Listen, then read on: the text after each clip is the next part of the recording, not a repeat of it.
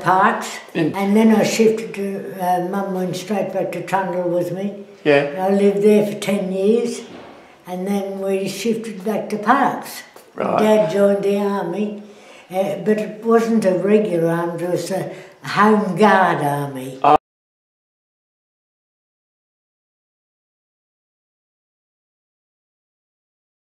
I've played up a bit. Come on, just tell me. Well, the people owned the railway station, I was friends with their daughter. And anyway, every afternoon we used to try and beat the train. We'd get on the track, and it's a wonder we weren't killed. And then the people at the hotel, I was friends with their daughter, and she used to get the cigarettes, and we'd go up in the hills and smoke the cigarettes. Oh my goodness me.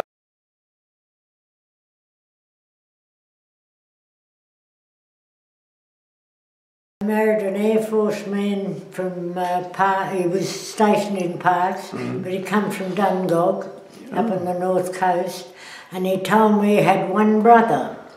And when he took me home to meet his parents and the brother, there was 13 of them. Bit of a shock. I could have killed him. Well, yeah, obviously he wasn't real good at maths. But I was married in Parks. Yeah. Yeah, and lived here for, 40 years, and then went up to Ballina on the north coast. And it was nice, but it wasn't home. It wasn't home. No. And when Jack passed away, I couldn't get back here quick enough. Yeah. So how long back here you been? 5, 6 years. Oh, right. Yeah. Well, so it's been a while. About 25 years up in Ballina. And you loved every minute of coming home? Oh, God. It's nothing like coming home. It was nice up there, the people were nice, but I couldn't stand the ocean and the sand. And you know, that's funny, I went to school with a lot of kids, as yourself, but I'm finding a lot of them are now moving back to Parks. Yeah, because they miss it.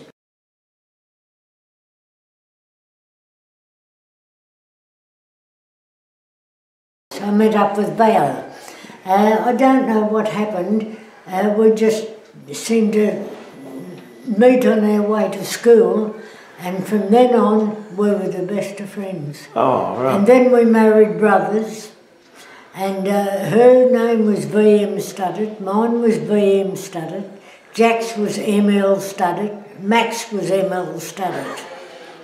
And I lived at 132 Currajong Street. Val lived at 123, didn't she? Yeah. And she wanted a boy, and she got 3 girls. I wanted a girl and got 5 boys. I tell you, Val and I used to play up a little bit too. Well, you want to tell a little bit of... No, mate, maybe not.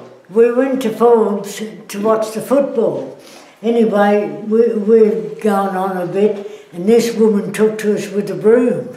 Not a broom, an umbrella, and Val and I off. It wasn't Millie Mendokas, was it? I think it might have been. Oh dear, just keep talking. You're doing brilliant, you're doing brilliant. My life was very dull, really. No, it wasn't. But I enjoyed it. Yeah. So, you lived out at Trundle? Until I was 10-year-old. Until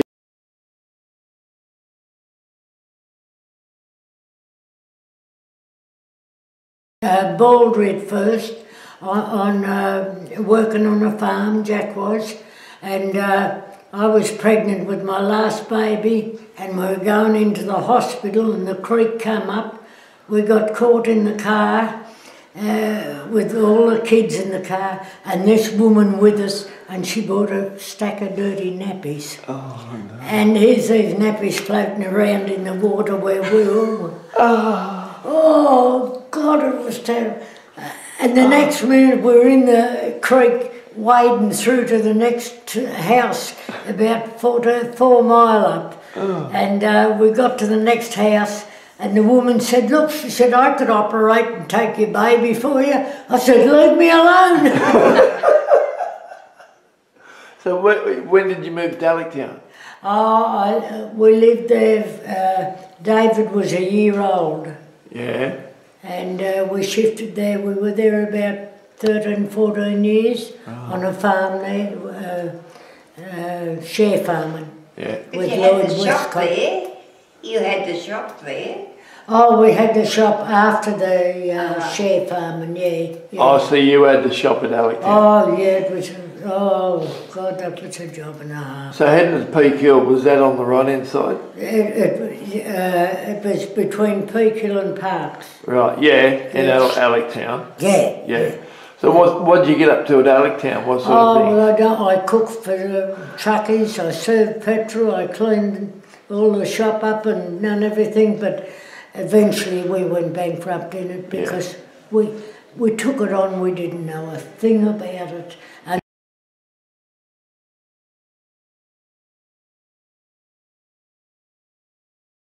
he got a job in the high school because Jack was a carpenter. Yep. And he got a job in the high school, and from there we just worked. Oh, well, just worked and reared your boys. And then he went on the grain elevators board. All right. Yeah, he was a carpenter on the grain elevators board. Right. Yeah. Did he work at the telescope? It wasn't him that worked at the telescope, no, was it? That was his brother. Yeah. Yeah, the other Val Studdert's brother. Yeah. Oh, I know already. He shifted to Sydney. Yeah. Him and Val, yeah.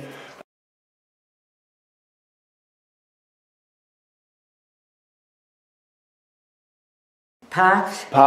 Malcolm and Mervyn and Jim. Yeah.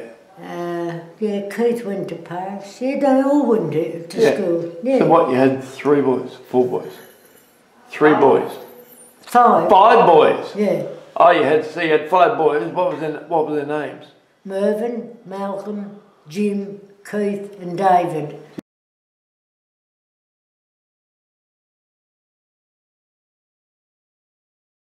Oh yes. Lots of dances at Alectown? We used to, Jack and I used to go to the dances and we'd go to all the,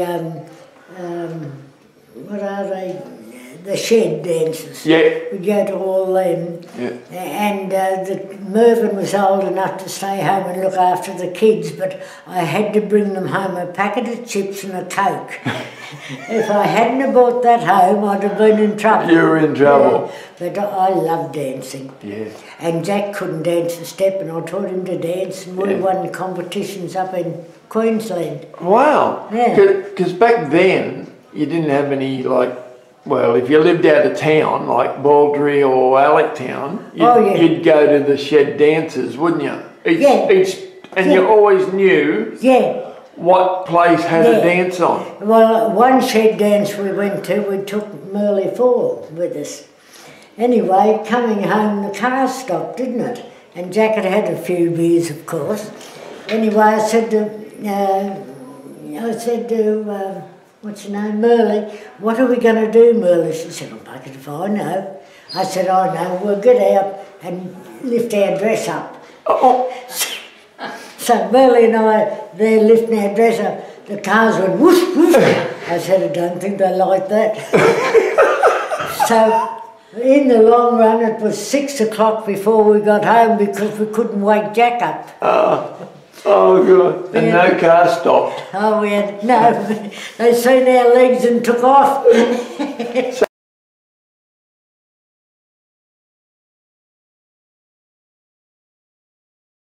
My husband Jack used to go to the garbage tip, pick up bikes and old toys, take them home and do them all up, and that was their presents. And they didn't know the difference. And believe me, I've done the same. Yeah. That many toys today, but most of them, I don't like that. Well,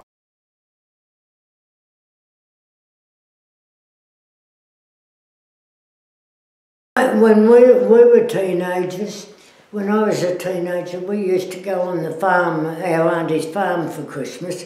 There was about 40 of us, and we'd get a little box of chocolates that big. That was our present. Yeah. And we thought we were made. Well, after we had Christmas dinner, we used to get the hoses and hose the house down. All inside and out, because the dust storm would come. But we didn't know whether we were eating dust or dinner.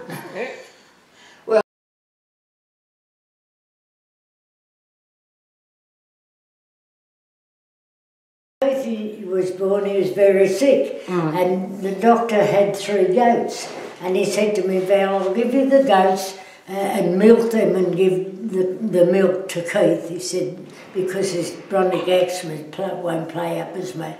Well, we got those 3 bloody goats. And guess what they ate? I'd just gone and bought all their new clothes at Fosse's, put them on the line, washed them, and the goat ate them all along.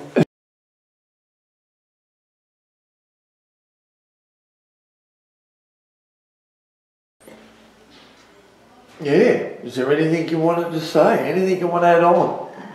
I would like to say, when we were on the farm, my kids tied me up and they were going to burn me as a witch. Oh no!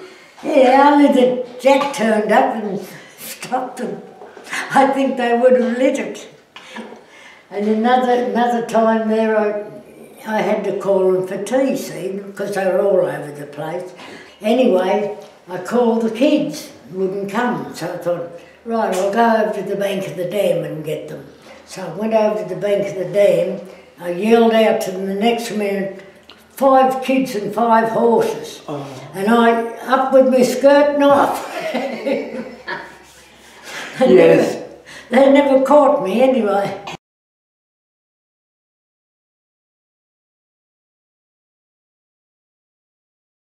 I love parks. I can't think of anywhere better I'd like to live, and I love the people here.